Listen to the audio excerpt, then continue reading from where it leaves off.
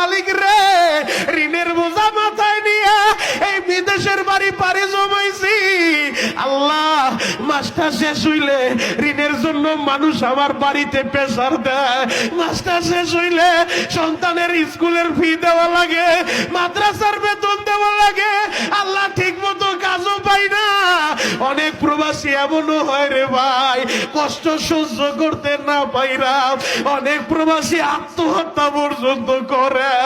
আমার প্রবাসী ভাইরা, তোমরা যারা প্রবাসের বাড়িতে বৈশা আমি শরীয়তপুরের বয়ান শুনবা, আমি তোমাদেরকে বলে যাই রে ভাই, চোখের পানি জড়াইয়া আমার আল্লাহর কাছে দরখাস্ত দিবা, মালিক রে, হালাল রিজিকের ব্যবস্থা কইরো, হারাম থেকে বাঁচায় রাখো। তোমরা ওই প্রবাসীদের জন্য দোয়া করবা।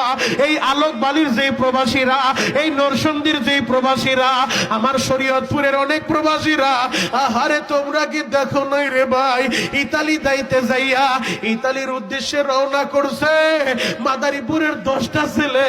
আহারে ওই সমুদ্রের ভিতরে ডুইবা দুনিয়া থেকে বিদায় নিয়ে চলে